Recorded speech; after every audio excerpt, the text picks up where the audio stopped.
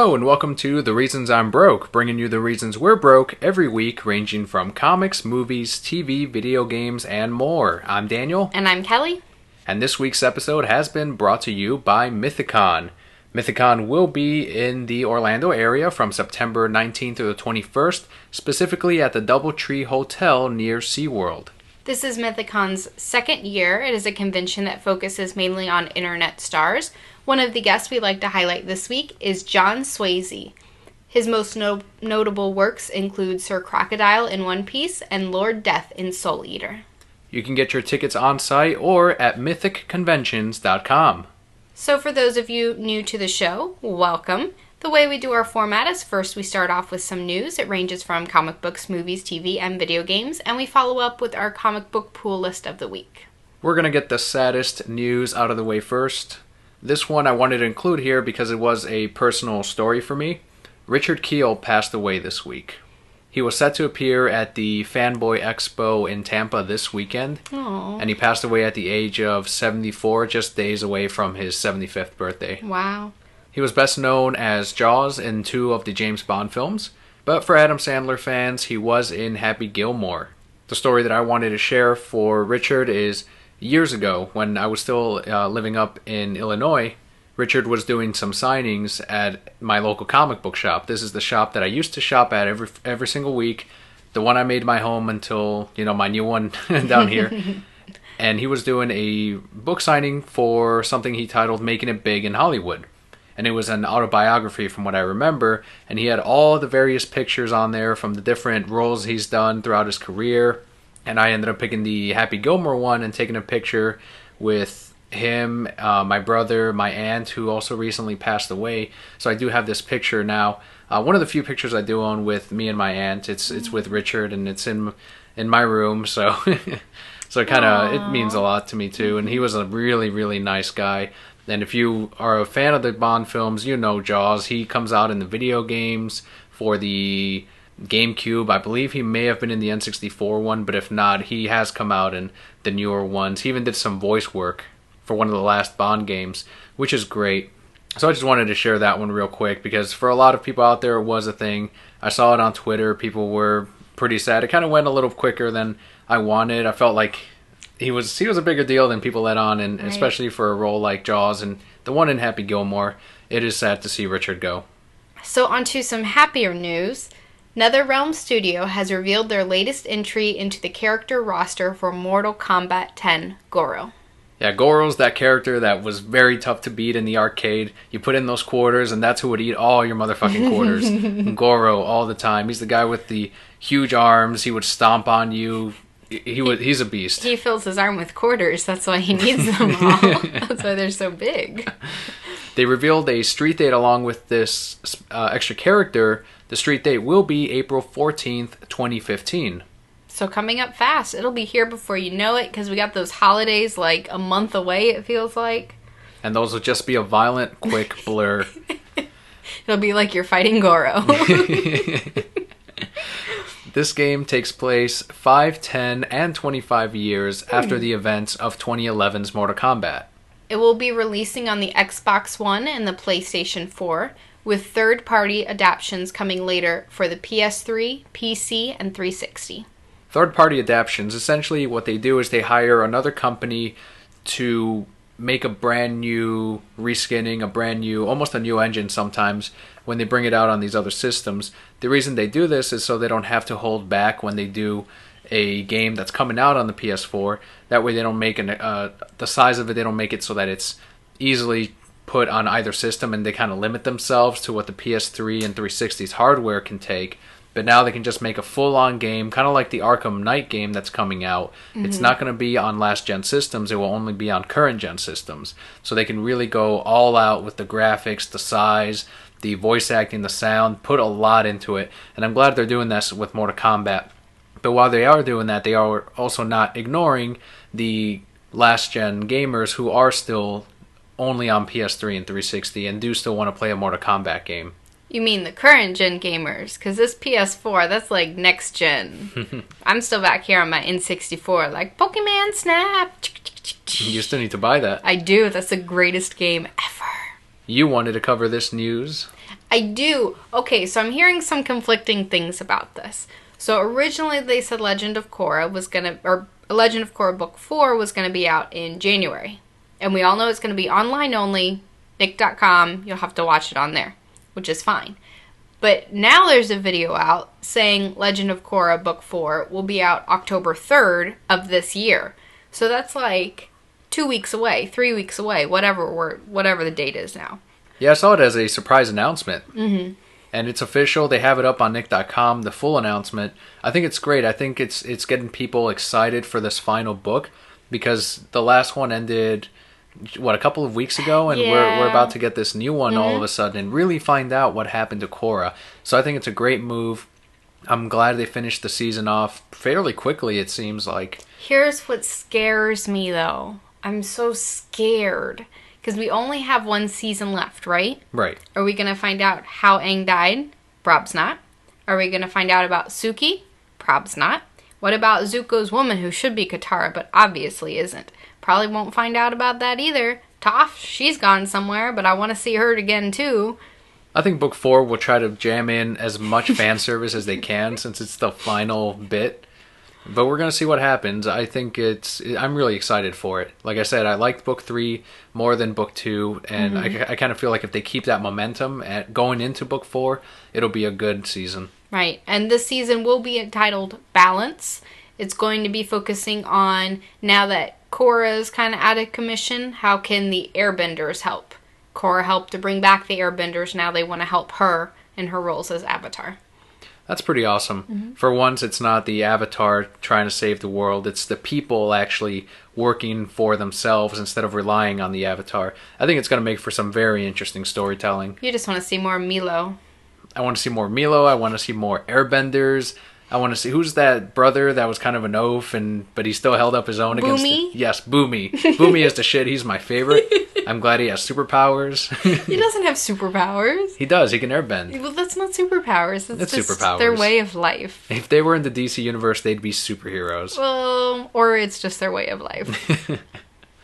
Superpowers, a way of life. Superpowers, Book 3, a way of life. As titled by Dan from The Reasons I'm Broke.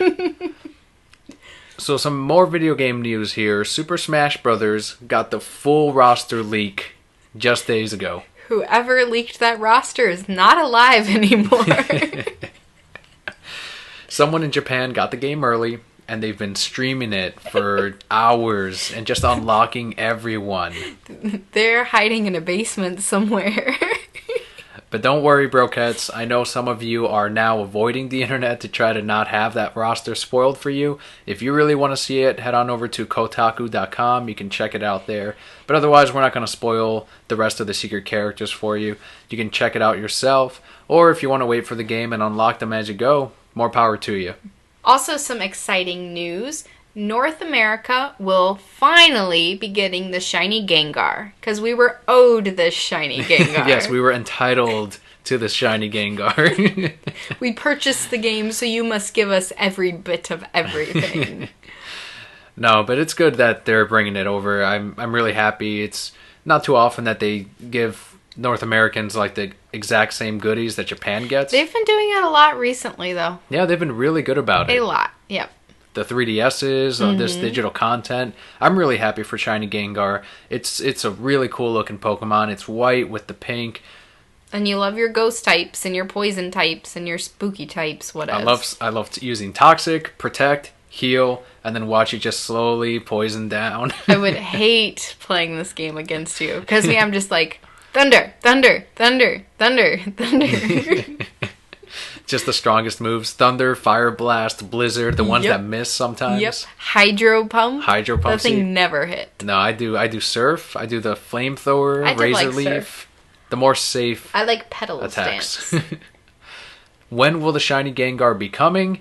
It'll be October 13th through the 26th, just in time for Halloween. Mm-hmm. In between these dates, players will receive a special code to get Shiny Gengar, who will be holding a Gengarite. So the Mega Stone, you get the Shiny Gengar and the Shiny Mega Gengar.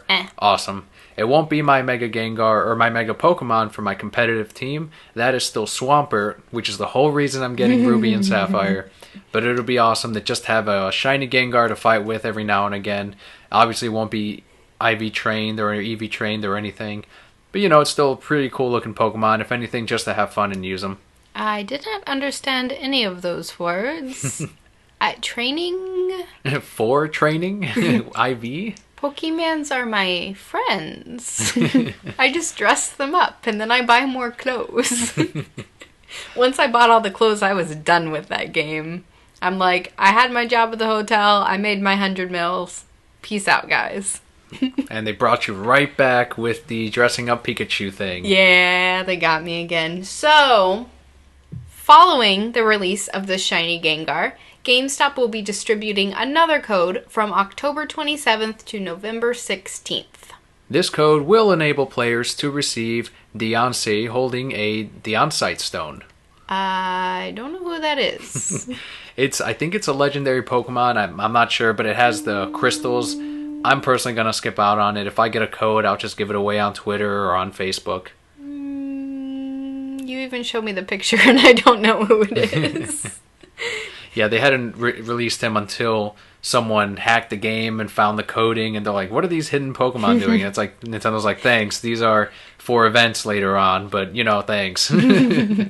I would hack the game and find that Pokemon and be like, I still don't know who you are. I'm going to play with my Pikachu. I'm going to leave you in the PC forever. I'm not going to release you. I'm going to just leave you in the PC. Wouldn't it be cool if when you release the Pokemon, you could run into them later on at like a higher level or something? That'd be cool, and they're pissed at you, so they just like destroy you. Like they don't even attack your Pokemon because they're friends. They get your Pokemon to team up with them, and then they destroy you. Like, he released me, he's gonna release you too. Pokemon got very dark all of a sudden. It's like a soap opera. The days of our Pokemon lives. Continuing with the Nintendo news, North America will also be receiving 3 new 3DS XL designs this year. Yes! So first up, the Super Smash Bros. Edition, September 19th. I said they were going to get this one, and look, we got this one. Not only did we get this one, we also got it in blue. So we get the red and the blue option. Take that, Japan! And they're like, well, actually, we got it too. Nope, you didn't. You only got one color! Because I only saw the red. Also, the one that most people were excited for, the NES edition, coming October 10th, GameStop exclusive. I want it. I want it so bad.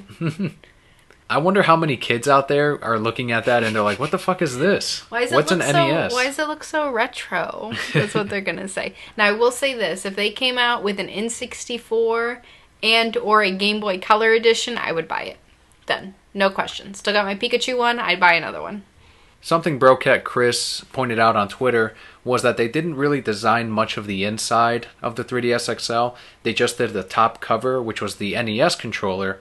And if you look at the Game Boy Advance SP, actually Maceo made the exact same point. He pointed out the same thing. That was on Facebook. They didn't put any designs on the inside. They changed the button colors to match the NES colors. But if you look at the Game Boy Advance SP one, they have the entire bottom has like this NES ridge design on it, and it looked really cool, but they didn't really do that for the XLs. Because they knew they could sell it like this anyway. Why put extra work into it? Well, not only that, but the other XLs that they've been coming out with, like your Pikachu one, for example, or my Zelda one, they only worry about the outside shells. It seems like they haven't done anything for the inside on any of those. Like, the main focus is that outside. Like, for their Pikachu, has the tail on the bottom and then the Pikachu face at the top. Cool. For my Zelda one, it's got the 2 Triforces, but the inside, there's no extra designs or anything, so I'm assuming they just kind of kept that theme of just designing the outside. Regardless, I think it's still a pretty cool looking XL. Agreed. I think this is one of the better ones they've come out with, except for my Pikachu one, because come on, that's the best one. We were setting up the display boxes for the 3DSs at GameStop, and if you look at the NES one, it even has the little plugs, the AV plugs on the side of the box. It's so awesome. So cool. Now I really want one. I just, like, I want to steal the box. The reasons I'm broke. Yep.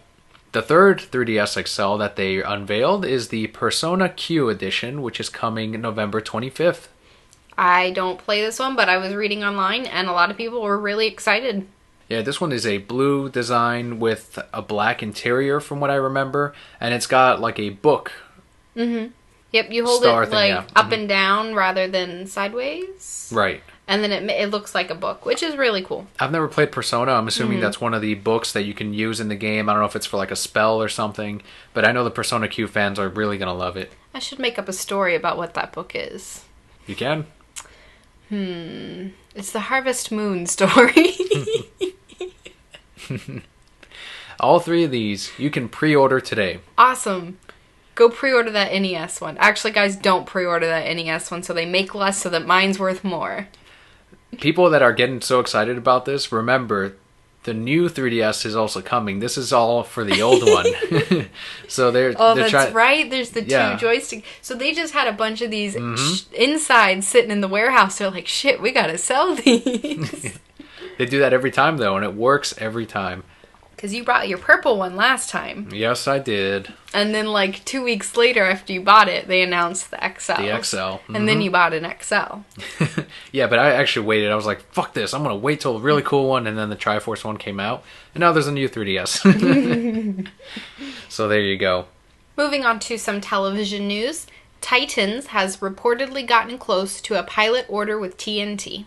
This show would star Nightwing, Starfire, and Raven, among other heroes. This sounds like my kind of show. Starfire and Nightwing in love, getting it on? Yeah. If done right, I think this could be more successful than Arrow or The Flash. That's what's going on in the Titan house. I agree. This is awesome because you have the kids who grew up with the old Teen Titans show growing up now. And so this is more, you can make it more adult for them. But then you also have the people like us who kind of grew up with it, or we kind of know about the Titans, and it's, oh cool, more DC on TV, let's watch it. So you hit that sweet spot right there. That Cora did. Nightwing is such a popular character with all ages too. Like I've said before, at the comic shop I work at, if you look at the Nightwing back issues, every week it just gets a little bit smaller, and I just have kids like, where are your Nightwing books, or where are your Grayson books? And I've said it before. They're looking for Starfire in those books. Don't let them fool you. Whatever. Yeah, Starfire might be in here. Buy it, kid. Think she's wearing a little less in this one, too. So Nightwing alone will sell the show, and we're going to be there watching it, too. Yeah, Nightwing and Starfire are like my faves people. And I can't wait to see Raven in That'd live so action. Cool. Yeah, it's the first time. Yeah, that'll be really awesome. Oh, I'm excited now. Continued with some DC news, Lego Batman 3 Beyond Gotham. They have announced the first 3 DLC packs. They will be available on launch date, just like the last Lego Batman game, on November 11th. Awesome. So the first one is the Dark Knight pack. You can control Batman and Commissioner Gordon as you avoid the Joker during the iconic chase scene. Awesome. That is the scene where they were trying to protect Harvey Dent from the Joker after he had turned himself in as Batman. The second pack is the Man of Steel pack, where you get to play as Jor-El and Lara as Krypton falls apart around you. That's pretty cool. That's kind of morbid, though. Here, kids, play the last moments of your life. Like, are the Bruce Wayne's parents Can we play as coming them? out? Thomas and Martha? Go down this alley. I really don't want to game. Go down the fucking alley. Now this man's gonna come up and shoot you. Well, I think I can take him. I've got 3 hearts. I'm gonna fucking die. Can I try to seduce him at least or something? No, you're not gonna fight him. You're not gonna distract him in any way. You're gonna sit there and you're gonna get shot. Then you get shot and you're laying there and you want to close your eyes. They're like, no, watch your son cry. He's gonna become Batman. Yeah, that's so cool.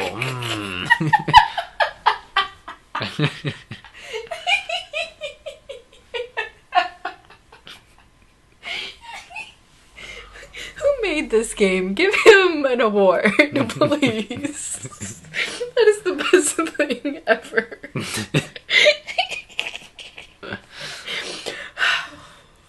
So, we'll eventually move on to the third pack. You don't need a third pack. That's it. That's the whole game. I would pay $40 for just that.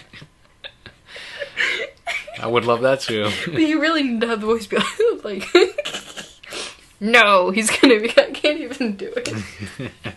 Okay, I apologize. The third pack is the Batman 75th Anniversary Pack. You play as the Joker and Harley Quinn as they set up a variety of celebration pieces. I guess they're setting up a party for Batman. Shenanigan party. But it is Harley Quinn in her classic outfit. Yes, of course it is. What other outfit does she wear? There is no other outfit. Her Arkham outfit or her Harleen Quinzel outfit. Maybe her Rev Up Her Harley outfit. That one, yeah. Those are the only ones I've seen her wear. So that's it. And then the shirt pajama that she did with Poison Ivy in the animated series. Only because Deanie wanted to see her in her underwear. Deanie was writing that script and it was, and the two of them sit in their underwear. Underwear. We can't do that, Paul. We're going to put shirts on them, all right? So the Batman 75th Anniversary Pack, that's actually the one I'm most excited for. I'm excited for the Martha Wayne pack. The Martha and Thomas Wayne. I'm excited for the Jor-El one. I think that's going to be pretty cool. Like, play in your last moments. I want that to say that on the bottom of the screen. But to see how they put that together, I think is going to be really interesting. But those 3 packs will not be the only ones. The final 3 packs will be released and revealed at a later date. They're trying to make a lot of money. And they will. Yes, they will. I'm ready to buy all 3 of these packs right now. All 6 of the packs will also feature additional costumes and vehicles to be announced at a later time. I don't remember Lego Batman 2 getting like a Game of the Year edition. So once we get Lego Batman 3, I feel pretty safe just getting the season pass with the extra content and everything. We're going to get ours on the PS4, so I don't think we're going to pick it up on day 1 simply because we really don't have a PS4 to play it on. Right. At least until next year with Arkham Knight, which is the next bit of news. Yes, Arkham Knight got a release date of June 2nd, 2015, along with the announcement of 2 collector's editions. I have a question for you, Kelly. Was Kevin Conroy lying when he said the game was releasing in January? Was not. He was not lying. He looked in there and it said January, so he told us all January, and then the creators went, oh, shit, now we gotta change it. So people don't know he has secret insight. So it feels like to soften the blow of the later date of June, it's way further than we anticipated. They were like, but look at these collector's editions. So everyone went, oh, okay, cool. It's true. Like people that came in to GameStop and talked about Arkham Knight, they were like, how about those collector's editions? I'm like, yeah, it comes out June 3rd. And they're like, yeah, it's a little ways away, but that Batmobile's awesome. Smart. They were very smart. So the first of the 2 collector's edition. This one is a limited edition. It will include an 80-page hardcover art book, a steelbook case, exclusive number 0 issue for Batman Arkham Knight, the comic book, an exclusive skin pack with 3 Batman skins from the New 52, a Batman memorial statue, and the price point for this is $99.99, so $100. $100 for all of this. First one on there, hardcover art book. That's probably my favorite thing in the collector's edition out of anything, because the last one that had the art book in there had the character designs, it had bios, you know, the stuff that they used to include in those instruction booklets in video games. Now you pay for it and it's but you know what, it's a hardcover, it's nice. That's probably my favorite bit. The steelbook case is pretty cool also. Like I said before, they do ding easily. And they're take care of them. What I would probably do, and this is what I did with Arkham City, I just took an empty extra PS3 case, I printed out an extra cover for it, and I kept it there with my collector's edition separately, because for that, you actually have to put your game away in a sleeve, which sucked. I'm like, not even a case, just like a little paper sleeve. And obviously there's going to be an Arkham Knight comic book coming out. There was one for Arkham City, there was one for Arkham Asylum, so look for that announcement relatively soon, probably in about 2 previews catalogs from now. Which Batman skins do you think are going to be included in the 3? Greg Capullo. So, like a regular, like the New 52 Batman? Okay. New 52 Batman. Batman 0 Year. I bet he'll be in there. Oh, with the sleeves ripped off? Yeah. That would be awesome. I would love that. With his purple gloves. I bet 0 Year will be in there. I want to see the Hellbat as a skin on there. Okay, yeah, that'd be really cool. Or the armor that he used against the Court of Owls. That would be awesome. That would be cool. I'd be okay with any of those, but I really hope they put 0 Year in there. The statue itself, I can't see it as being very extravagant. I mean, you're paying an extra $40 for all of this stuff, including the statue. Right. Normally, a $40 statue is going to be way smaller than what they're showing here, so I'm really severely doubting the quality of it. It's one color, which saves on the cost, which makes it cheaper for all of us. But it's simply a Batman memorial statue. He's standing what looks like a gargoyle, but it's Gotham at the same time. I wasn't impressed by it. No, but for $40 more to get the other things, I think is worth it, because the 3 skins would cost you $10. Unless you get the season pass, which they haven't announced yet. Okay, but let's assume the 3 skins would cost you $10, so now you're only $30. The comic book would cost you an extra $4. I mean, really, for what you're getting, yeah, that's a great price. Even without the statue. The second of the collector editions here is the Batmobile edition. This will have everything from the limited edition, but instead of the Batman memorial statue, players will receive a transforming Batmobile statue. I don't know how that's going to work. There's no way it's made out of your standard statue material, building materials. It's got to be like a plastic. Transformers, Batman in disguise. That'd be badass if the Transformers transformed into Batman. That would be cool. This is a $200 edition. Ooh. Since it is so much extra, that does make me think that Batmobile is going to be of higher quality. That Batmobile's $100. I hope so. So if I were to recommend either one of these, if I was gonna get one, I'd get the $200 one. Mm-hmm. But to be perfectly honest, I was not impressed with the Arkham Origins one. It was kind of a cool display piece, but once you actually got up and close to it and felt it, and it was just a plastic glue thing. Strings. Yeah, there was out. glue all over it. We did do an unboxing, and we did say then too that for the price, I mean, you get what you pay for, and Right. it looks like it will be a pretty good investment with this one. Again, it's over $100 for the Batmobile statue, so it should be a really nice piece. I'm thinking we're gonna skip out on it. I would rather just get the standard edition of the game, get the hardcover strategy guide, because that always has the art book stuff in it, Mm-hmm. and then the season pass to get the digital content, Sounds good. That's probably the best way to go. which will probably end up being over 100 in itself. So you should have just gotten the limited edition. So some really exciting news for us. DC's variant theme will be Darwin Cook. Yeah, that's the new variant theme for December. Mm-hmm. So excited when I saw this. I couldn't click fast enough on the links. Love Darwin Cook. We met him at MegaCon. Yes. Really nice guy. You were kind of creepy when we met him at MegaCon. How was I creepy? Because he was drawing and you were just like staring at him like, Yeah, you're watching this. But he kept looking up like, can I help you with something? And you're like, I'm just watching your art. Just watching you. He was doing some watercolor with Catwoman. It was amazing. It was phenomenal. It was $400 for her little head, but beautiful. Yeah, he even said, he was like, it's $400, but, and then he stopped there. I wanted him to say, but it's fucking me. Good for him. I would have respected him more if he said that. Would you take 500, Darwin? That was an awesome line there. So like we said, we love Darwin Cook. His Before Watchmen series, we read. Oh, yeah. We read the trade again recently. A lot of fun. And 23 variant covers for Darwin. We're gonna be broke. Normally we just pick up the ones for like the series that we're reading, like Batman or Detective Comics, Batgirl. Not the case with this. We went sliding through every single cover and we're like, yeah, Yes. that one. Yes. Yeah, that one too. I think the only one I didn't like was Supergirl on her super horse with her super dog and her super cat. And also the Justice League Dark one.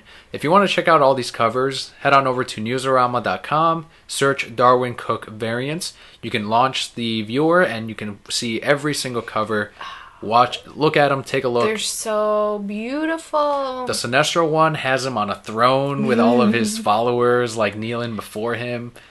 I like the Superman Wonder Woman one because they're clearly just talking about Batman. Like they're BFFs in that picture, not lovers. When you first saw it, you're like, so let's talk some more about Batman and what he did the other day. Thank you for listening, Wonder Woman. You're always there for me. They're like sipping wine while they're talking to each other. Girlfriends. Probably got mani-pedis earlier that day. The Action Comics one I really like too. It shows Superman like off in the distance as if he just came out of his apartment window, and then like his regular Daily Planet gear is set on a table. I love it.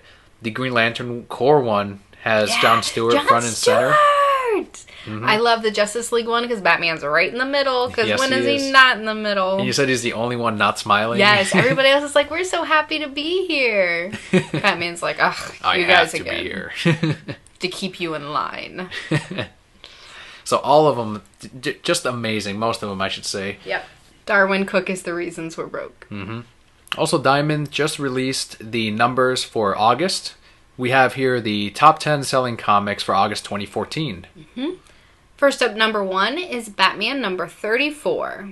Yeah, Batman's usually in the top 3. Yeah, no surprise it's there. Batman. Number 2 was The Amazing Spider-Man number 5. We also have number 3, which is Original Sin number 7. This is awesome. Good for Original Sin. They had 2 top 10s last month. Right, exactly. That's Marvel's big event currently. Number 4 was your favorite, Multiversity number 1. Ugh, did these next comics like sell 1 and that's why this one was number 4? So number 5 is Superior Spider-Man number 32.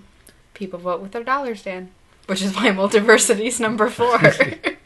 They vote with their dollars, not with their minds, apparently. Number 6 is The Walking Dead number 130. That's gone on forever. Yes, it has. Wow. Number 7 is Harley Quinn number 9. I don't think it was up this high last time. It was down. I think it was number 10 last time. Number 8 is Amazing Spider-Man number 1.4. It's part of the Learning to Crawl mini-series, I guess. Okay. Number 9 is Guardians of the Galaxy number 18. Had a much higher spot last month, I think, with the movie going down. I would not be surprised if Legendary Star-Lord actually started selling a little bit more. That book's been really flying. People got really attached to that character, which is great.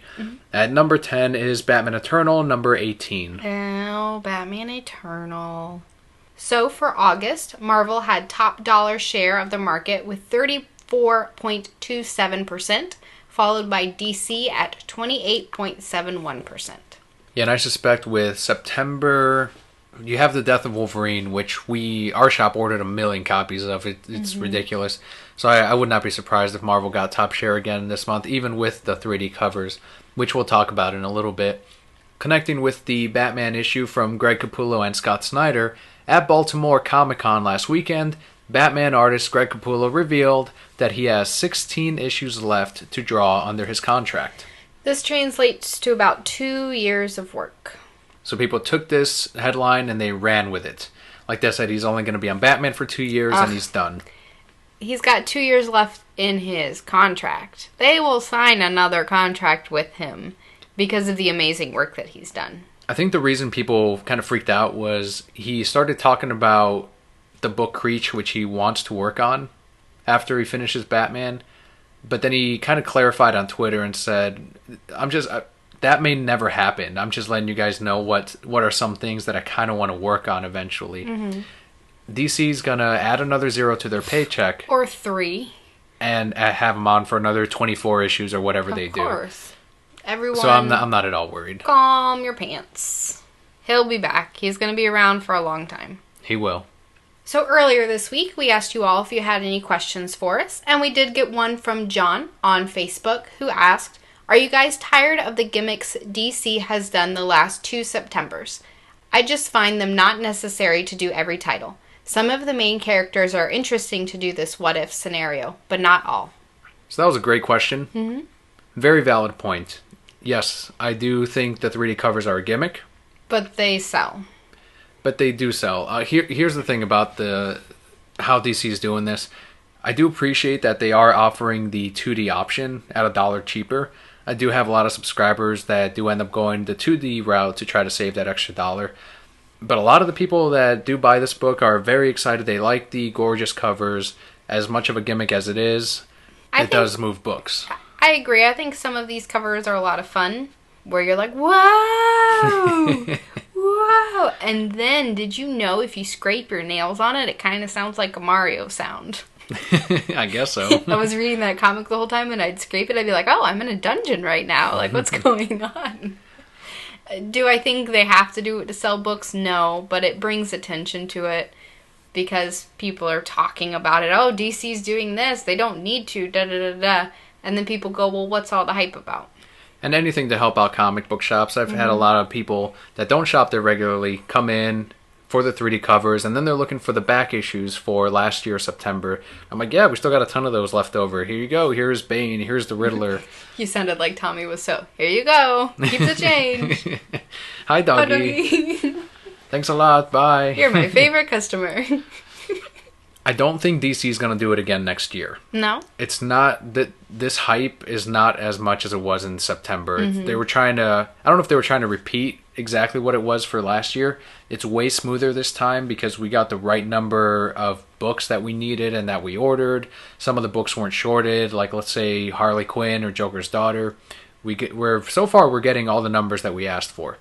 I am happy that they're only doing this big event once a year. Oh, yeah. What I do not like about this, though, is that there is that break in storyline, and we talk about that when we review the books, especially when it's in the middle of an arc, and then we have to stop for 4 weeks for the 3D covers for the Futures End, especially if you're not reading Futures End. You're like, why is this stopping? What's going on? That does kind of suck. And I do agree with John here in that he says it shouldn't be done for all the major series and the New 52. Maybe for a couple of characters and then the rest can just continue their arc. Did Justice League United really need that? No. Right. So he definitely valid points. Yes, it's a gimmick. But so far, I think these stories are a little bit more solid than last year's, and we're going to get to them as we review them coming up here. But the last thing I do want to cover is Joshua from the arcadearchives.wordpress.com. He's the artist and writer for the online comic Tales from the Game Grid. He actually made us a drawing based on last week's episode number 103. Yes, it's so cool. It's Batman riding fucking Godzilla. Yes, it is. It's amazing. I love it. You have to check it out. Go on Facebook.com/TheReasonsI'mBroke or Twitter @ReasonsI'mBroke.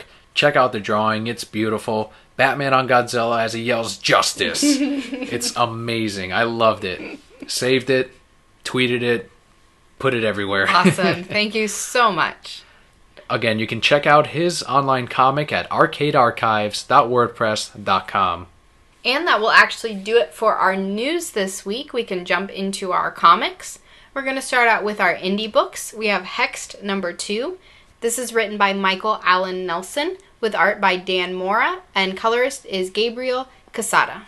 This is your love story book? Yes, it is a love story, and there was even more of a love story in this next one. Just on issue 2, I love I don't know her name yet, but the old lady character that was there helping, she was a badass. I like to call her, she kind of looks like Barbara from Batman Beyond. She also looks like Ultimate Spider-Man's Aunt May. I was reminded of that a lot, too. So she's Aunt Barbara May. That's what we're going to name her. Yeah, Aunt Barbara May is a badass in this. I loved it. Yes, she is. Well, even Lucifer, our main character, she's really cool, too. She is. She's like, I'm going to save your life by killing myself. I've been here before, and you got the creepy skeleton, the Shining girls. They were there, like, playing patty cake from their nooses. I was like, whoa, man, this is too much for me. It's like a supernatural, the way I would describe this book, supernatural thief story. Kind of like a spy, like a supernatural spy, but then there's also this romantic interest thing developing that I want to really see. It's going to be great. The characters are so colorful, which I loved. And this number 2 issue had way better art than the first one. Like, the first one's art was fine, but it felt like once this artist actually got to jump into the underworld or that place between life and death that they were stuck in. It's pretty much the red. Like, he got to do some crazy shit with all the spirits and the monsters, and it was amazing. I loved it. Yeah. Very good issue. It was. Beyond the art, it was a great story. We're getting to see all these characters develop. We get to see a big turnaround for one of our characters. And, of course, like you said, the love story, which they haven't actually been like, this is a love story, but you can tell. And I approve of this love story. I approve 1000%. Our other indie book for this week was Teen Dog number 1. It's a miniseries, 8 parts. Writing, art, and colors, everything else by Jake Lawrence. Good job, Jake Lawrence, because this was my pick of the week.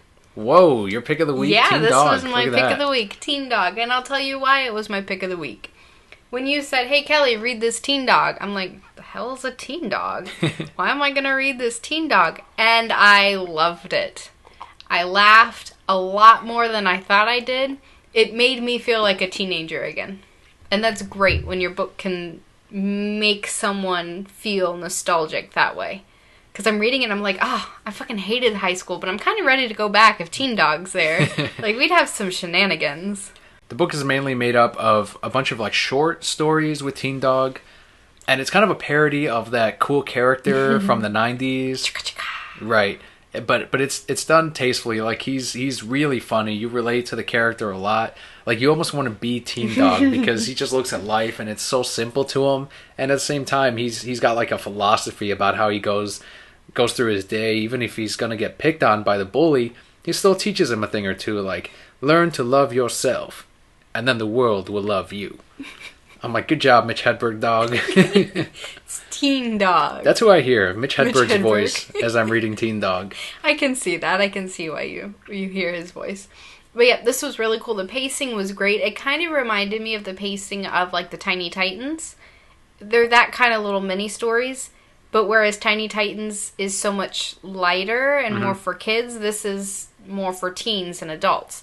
I love Teen Dog's teacher. Just, like, gives him shit all the time. And in every panel you see, like, I love cats behind him. And I'm like, you're prejudiced, sir. You can't do this. You did not come prepared, Teen Dog. Yes, I did. I brought a pizza. Like, he had has a his hamburger. food.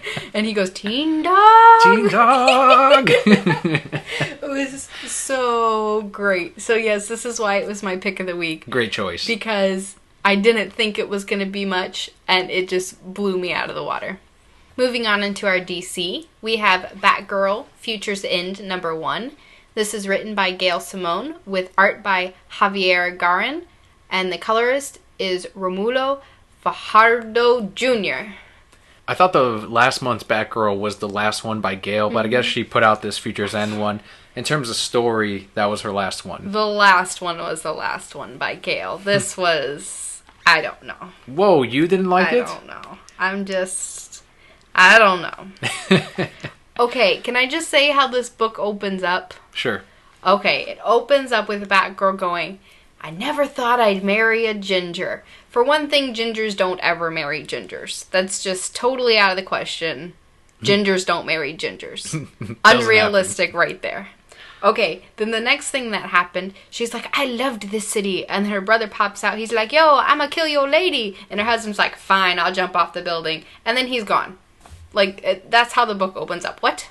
It did have a very weak opening, I agree. What?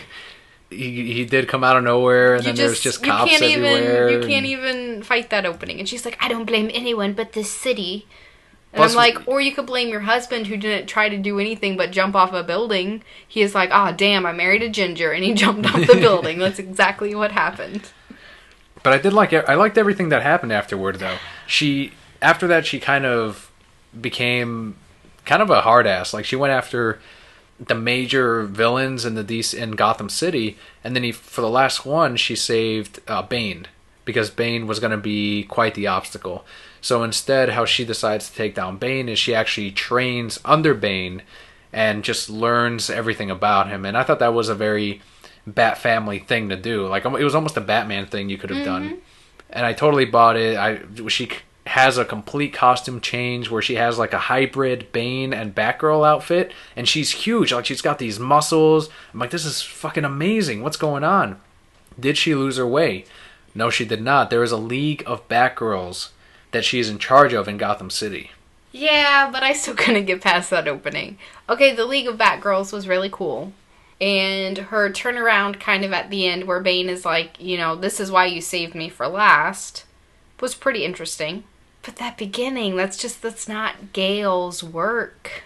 And I understand that, but I think what made this book so rewarding for me is you can just tell that she truly understands Barbara Gordon. Mm-hmm. And at the very end, just that inner exploration of the character and how she overcomes what ends up happening at the end. It is Barbara Gordon. This is Gail Simone's Barbara Gordon, and it couldn't be any more perfect. almost my pick of the week. Really? I feel like 2 different people wrote this book. But that's just me. Next is Batman Eternal number 23, written by Scott Snyder and James Tynion IV, art by Dustin Nguyen. Thank you. There, I sung it. And Derek Friedolfs, with colors by John Kalis. We don't pick up this book every week. It is a weekly, and we would be way too broke if we did that. But because it is my wonderful Dusty Nguyen, we picked this up. But there's still some cray-cray things going on in this book, man. Did you like this one? I liked the art. I love this book. This is where you see Catwoman beginning her ascension into the leader of the Gotham Underground, and you see why she's doing it, and it all makes sense. And at the same time, you have Batman going at it with Hush and then the Architect. It's got a great switch between the 2 scenes, and I felt it was very smooth. And on top of that, Dustin Nguyen's art complemented everything. Yeah, he draws Catwoman so well. Dusty Nguyen draws everything so well, even his squinty-eyed Batman. Yes, this was good, but there were still like random weird things. Going more into the Gotham supernatural, which I don't like that much. But we do get to find out more about Catwoman's past, which I thought was really cool. And I felt sad in the beginning. Our next book is Batman Futures End number 1. This is written by Scott Snyder and Ray Fox, with art by ACO, and the colorist is FCO Plasencina. My pick of the week. Really? I can see that. But it's no surprise, right? No, because it's Batman being a badass. Even though he kind of seemed like he was going off the deep end a little bit there. Sort of. This is another jump into the future, 5 years from now. But it actually ties into Detective Comics number 27. There's one of those stories in there in which a future Batman comes out of the cloning tube and he's like, what's going on? But then the Batman before him says, this is how we continue Batman in Gotham. No one else could continue really efficiently as I am, so I cloned myself, and then once I reach that age where I can't do Batman anymore, a new one comes out. I had forgotten about that. So it ties into this very, very well. It does. well. Then that totally makes sense. So it's the complete origin of that. How does Batman get that cloning technology? You see all of that here. You see a very broken Batman in this. Mm-hmm. I like that when he goes to get that technology, the person who stands in his way clearly fell in love with Batman. He's like, oh, if you made it this far, you're not going to live because of this. And then another trap comes up, another security thing. And then finally, like one of the last things, and he's like, if you made it this far, then you're Batman. It was awesome. I love this issue, especially because it ties into that Detective 27. And I feel like I would buy that way of continuing Batman. If they had to go into the future 30 years, yeah, it's a Batman clone. He would have cloned himself to continue. Oh, yeah. Who else is he going to trust? He doesn't trust anybody else. And on top of that, there's a great moment with Alfred and how Alfred has his objections to this. But again, he will continue to support Bruce Wayne.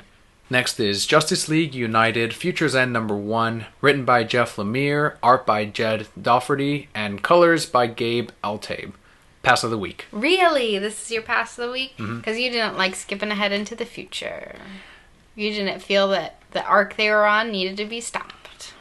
Yeah, but also, this issue ends in a cliffhanger. You have to get Justice League Futures End to find out what happens. And I kind of do like that these are all little one-shot stories, some of which are better than the others. But this one, unfortunately, was a little bit weaker. And because of that, I feel like Justice League Futures End may not be as enjoyable. Interesting. I could see that.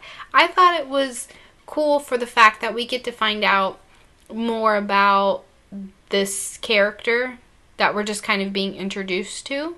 Because we hadn't found out her name in the last one. She hadn't really mastered her powers. Right. This one, we learn that she's going to.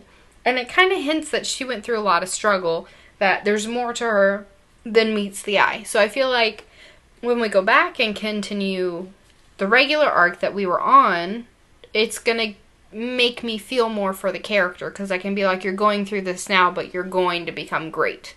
Right. And I'm going to sit there and be like, okay, just keep on working through it. And I don't know if they had mentioned her name, her superhero name before, I don't think so. It's Equinox in 5 years at least. And you're right, she was one of my favorite characters, newer characters in the DC universe with Justice League United. It did focus on her, which was nice, But again, the story itself, I felt it was really weak. It's more of a rescue mission type of thing, and except Flash has that great line about why you leave Batman alone. All right, that was good. Okay then. That was They're worth like, the price Batman of the wasn't at Green Arrow's funeral. It's like, he's like, so what? Respect him. He has his own reasons for not being there. I'm like, that's right, guys. Pointing at them. Like you said it. Yeah. I'm behind Flash, like, just my hands on him, like, you tell him, Flash. They look at you, you gotta, like, hide behind him, like,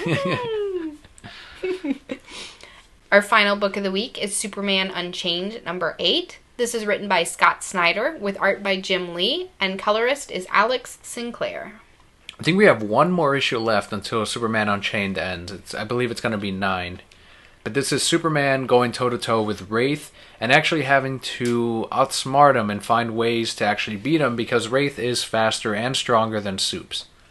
Than Supes. That's so cute. Yes, this is true, but we discover that it's just because he's doing silly little things to beat him. And I did like the part where Superman's like, that's the thing about not having secret little powers. You have to learn how to fight. And I'm like, no, you just watched Batman. You were hiding and peeking on him, and that's why you think you know how to fight. Well, if he was wasn't he learning how to fight if he's observing Batman? Yeah, but he was more like fantasizing, like, I'm glad he took his shirt off today. He should just fight in his underwear. If we're going to get a little silly here with this book, I do want to say the Superman Loves Batman moment of the week theme song. I can lift you up.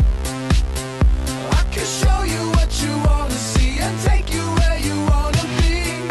You could be my luck. Even if the sky is falling down, I know that we'll be safe and sound. We're safe and sound. Came when they went to the metaphorical center of the earth, is what I'm saying.